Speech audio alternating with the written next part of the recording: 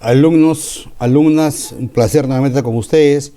En esta segunda parte de lo que se refiere a la conducción de las operaciones, vamos a ver el derecho aplicable en las fases de ataque, defensa, sitio y durante la duración de la maniobra. Para esto, la clase la hemos dividido en los siguientes puntos que nos van a permitir efectivamente desarrollarla. Por ejemplo, el primer punto, estratagemas. ¿Qué cosa es un estratagema? Segundo punto, el contacto con el adversario. Un tercer punto, prisioneros de guerra, un trato inicial tras la captura. Un cuarto punto, el contacto con las personas civiles en la conducción de las operaciones. Y el último punto, el derecho y las fases del combate. Estratagemas. La estratagema se refiere a un engaño. Un buen comandante se sirve muchas veces del engaño y de la sorpresa para vencer o confundir al adversario, y estas estratagemas están permitidos. Estas incluyen actos cuya finalidad es inducir al error al enemigo o hacerle cometer imprudencias, pero que no infringen el derecho de los conflictos armados y no pueden calificarse como perfidia, por ejemplo, que hemos visto ya en la video anterior. Pueden usar redes, follaje. Por ejemplo, en esa foto que ven ustedes ahí, es la Segunda Guerra Mundial. Los aliados hacían fintas y demostraciones. ¿Y eso que ven ahí es un tanque? Sí, es un tanque inflable, de hule. Ese, por ejemplo, es un engaño. Ponían columnas así, de hule. Entonces, desde arriba, cuando pasaba la Luftwaffe, los alemanes, y verificaban sus fotos, los hombres de inteligencia descifraban a ese tanque, entre comillas, de goma, como un tanque verdadero. Ese era un engaño. Contacto con el adversario.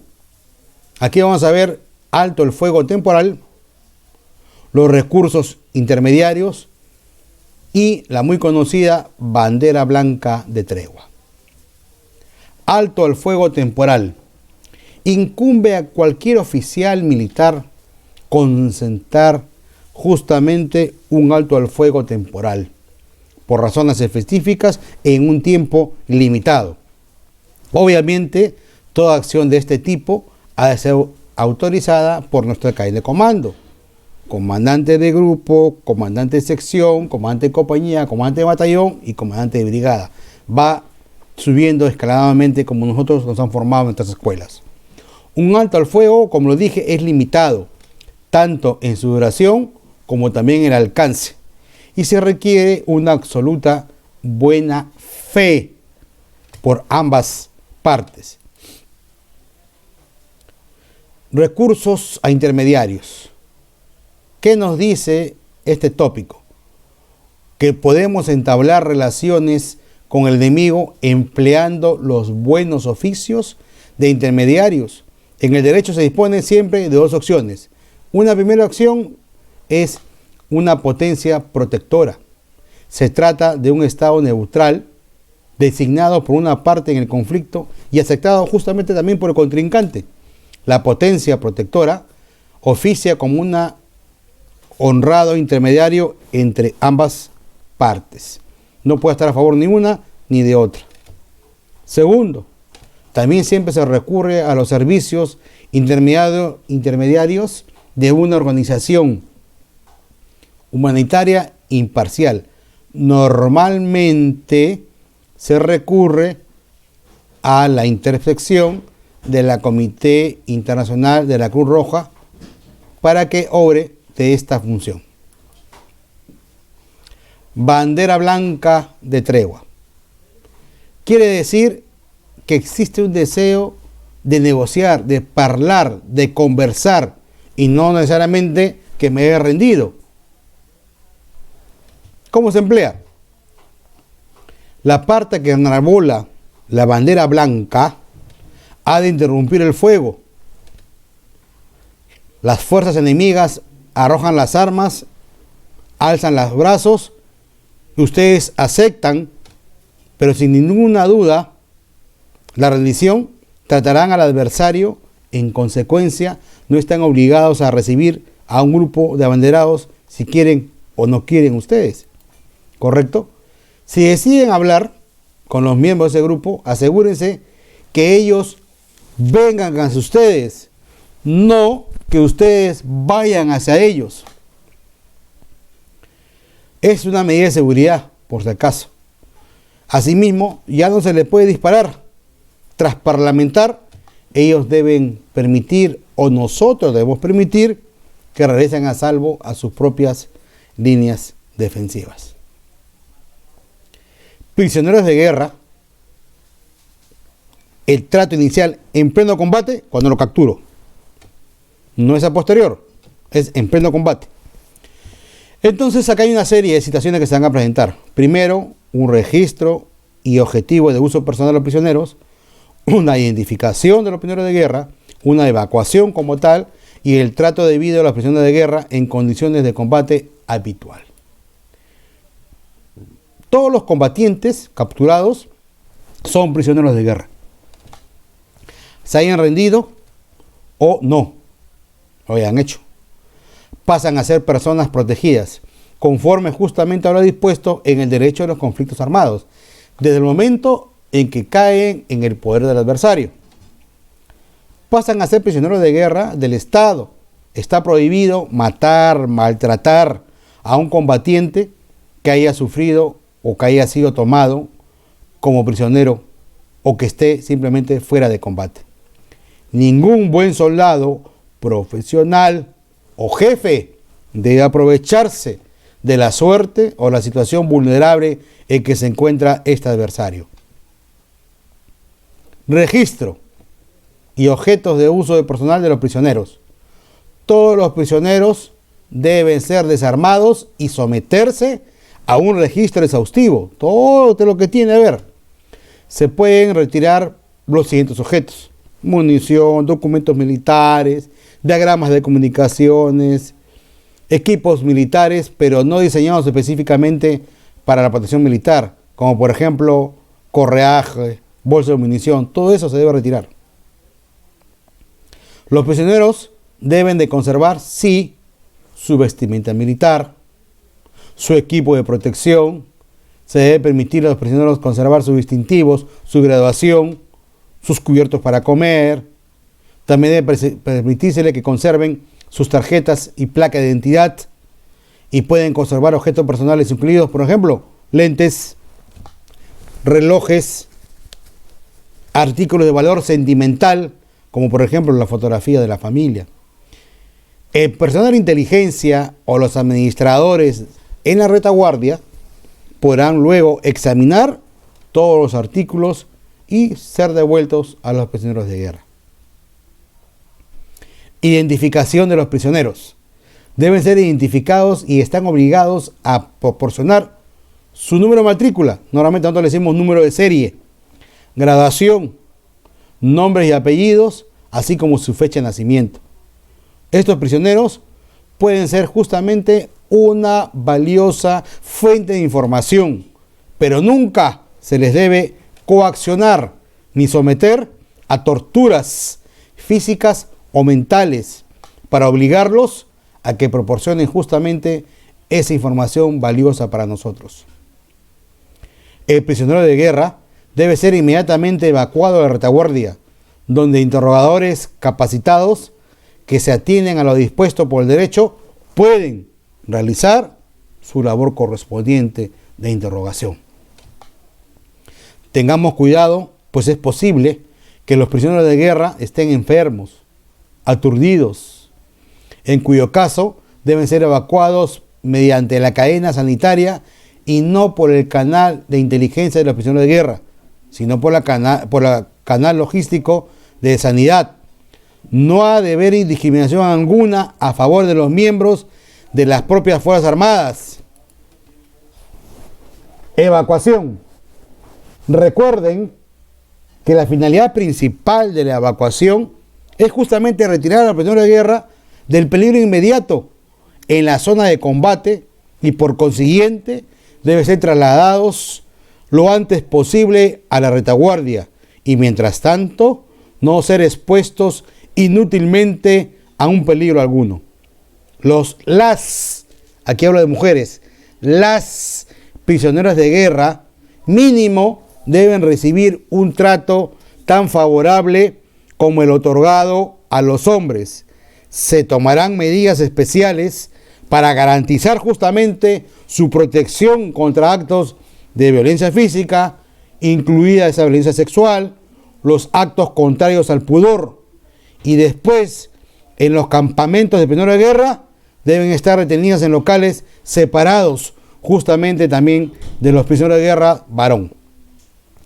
El trato debido a los prisioneros en condiciones de combate inhabitual. Es muy posible que la evacuación de prisioneros capturados en la zona de combate plantee un problema. Sí, pues, porque tenemos la misión de repente de conducir un ataque o seguir la secuencia de la fase del ataque. El derecho nos dice que estos prisioneros de guerra deberían ser puestos en libertad y deberían tomar las precauciones factibles para garantizar su seguridad. En la práctica se puede someterlos a un registro y dejarlos desarmados. Se puede atarlos con holgura en forma que ustedes se puedan retirar con seguridad. Contacto con las personas civiles. Debemos tener presente que es posible que en el transcurso de las operaciones sea necesario entablar justamente un contacto con personas civiles por ciertas zonas que vamos a transcurrir, tanto militares como por razones también humanitarias. Tendrán probablemente que poner en contacto con personas civiles y los contactos funcionan para ambos interesados y puede ser muy valioso para la parte militar.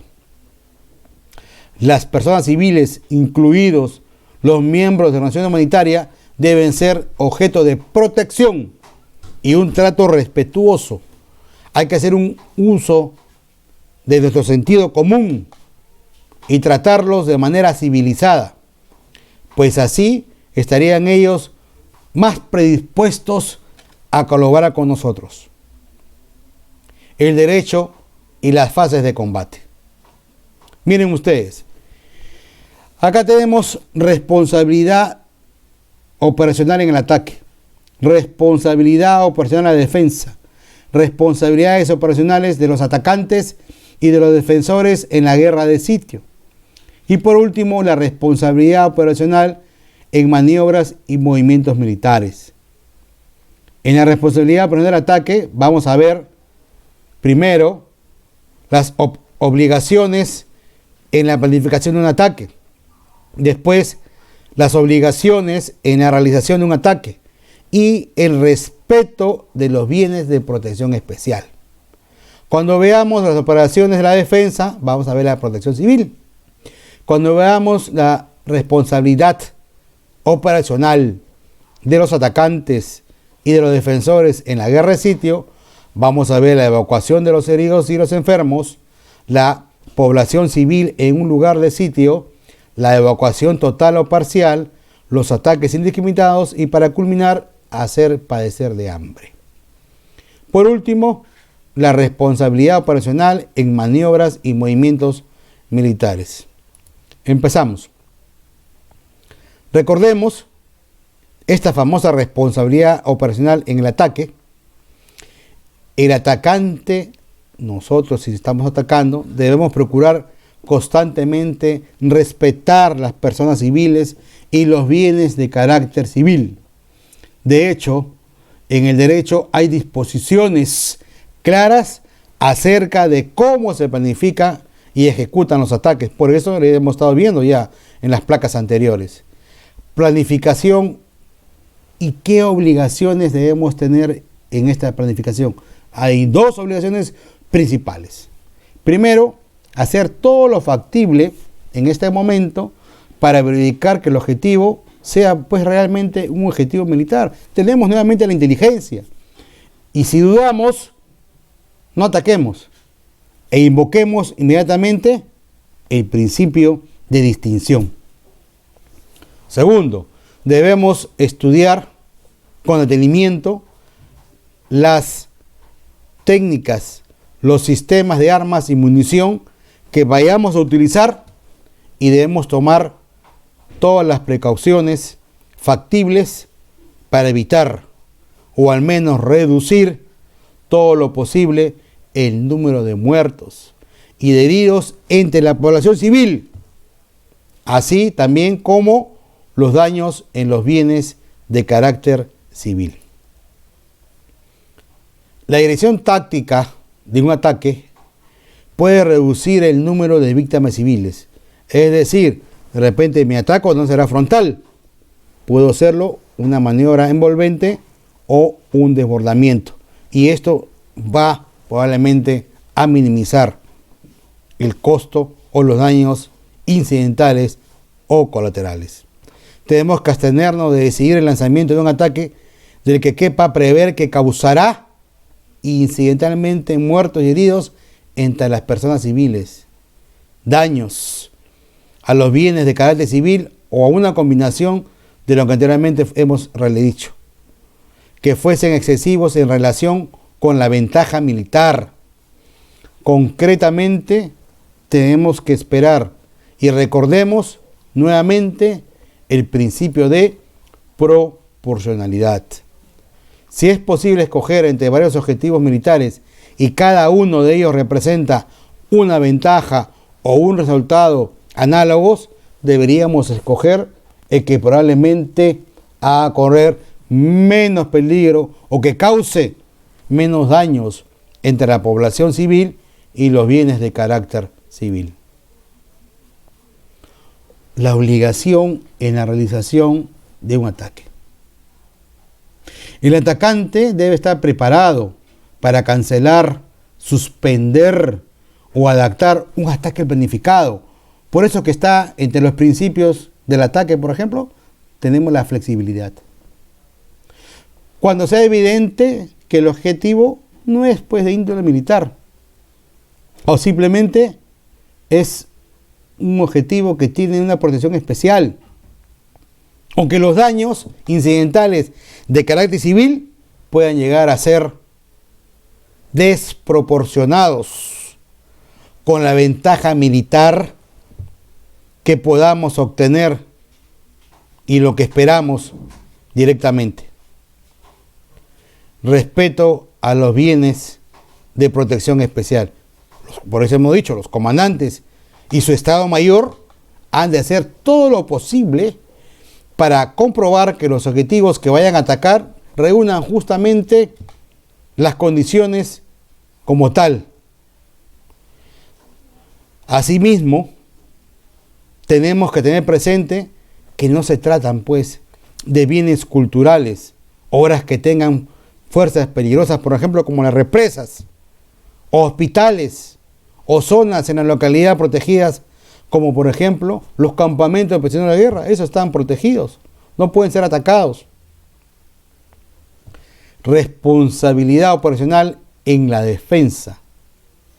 Quienes participen en la planificación o conducción de una operación defensiva debemos tener en cuenta algunos aspectos del derecho de los conflictos armados. Por ejemplo, en la máxima medida de lo posible debemos alejar a las personas civiles de los objetivos militares. Los militares deben avisar a la población civil por adelantado y participar en la evacuación de la misma. Segundo, siempre que sea factible, sitúen a organizaciones sus posiciones defensivas lo más lejos posible de las zonas habitadas. Nuestras posiciones defensivas lejos de zonas habitadas. Cuando se pueda elegir entre varias posiciones de defensa para obtener una ventaja militar equivalente, se optará por la posición de la que quepa prever el menor peligro para las personas civiles y los bienes civiles. Cuarto, abstenerse de utilizar los bienes culturales como parte de un plan de defensa. Quinto, no use jamás escudos humanos para proteger las posiciones defensivas. Sexto, no está permitido destruir ni causar daños a bienes solo para evitar que los usen las personas civiles o para expulsarlas. Protección civil. Pueden asumir directamente la responsabilidad de acciones humanitarias como proporcionar refugios, dar aviso a ataques, combatir incendios, tomar medidas de oscurecimiento, encargarse de las evacuaciones sanitarias y del mantenimiento del orden. Responsabilidad operacional de los atacantes y de los defensores en la guerra de sitio. En la Edad Media era una forma pues de hacer la guerra. Aislamos al castillo, a la ciudad, y poco a poco se iban gastando sus abastecimientos. Y se veía pues obligada a rendirse. Si atacan ustedes la ciudad o pueblos aislados, entonces aplicaremos las normas que rigen las operaciones ofensivas. Para este caso, en las defensivas, las que rigen normalmente para ambas. Evacuación de heridos enfermos. Las partes de un conflicto deben hacer lo posible por concertar acuerdos locales para la evacuación desde una zona sitiada o cercada de los heridos, de los enfermos, de los inválidos, de los ancianos, de los niños y de las parturientas. La población civil que permanezca en un lugar sitiado. La población civil puede permanecer en una ciudad sitiada. En este caso, los defensores tienen gran responsabilidad en cuanto a la protección de la misma población. Deben garantizar que puede y quede separada de los objetivos militares y que no se utilicen como escudos humanos para proteger justamente estos objetivos militares. Evacuación total o parcial de la población civil. La potencia ocupante puede decidir la evacuación total o parcial de una determinada región ocupada, si así lo requieren la seguridad de la población o imperiosas razones militares. Dichas evacuaciones no podrán implicar el desplazamiento fuera del territorio ocupado, salvo si por razones materiales no cabe otra alternativa que hacer esto. No deben tener o ser objeto de ataques alguna persona civil ni los bienes de carácter civil que gocen de la protección especial de los bienes culturales. Ataques indiscriminados. Se prohíbe. No existe más someter a zonas sitiadas a ataques indiscriminados. Hacer padecer de hambre y el paso libre de los socorros. La prohibición general de no hacer padecer de hambre a la población civil se refiere a los bienes indispensables para la supervivencia, como agua potable, víveres, medicinas, cuya entrega no debe ser obstaculizada por el adversario, siempre que se entreguen únicamente a la población civil de ese lugar que se encuentra sitiado y no a las Fuerzas Armadas que defienden ese lugar. Responsabilidad operacional, maniobras en movimientos militares. Las formaciones militares exceptuadas a las sanitarias se desplazarán o estacionarán referentemente fuera de las zonas habitadas cuando su presencia, incluso temporal, pueda poner en peligro las personas y los bienes civiles. Una presencia militar, incluso temporal, puede convertir a la zona en un blanco y dar lugar a una situación peligrosa para la población civil.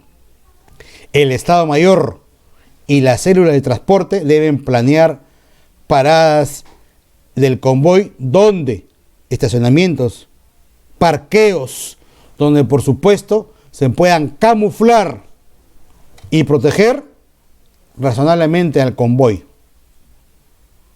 Esto es todo en esta parte y seguro que nos veremos, alumnos, en el foro o en un próximo tema. Muchas gracias.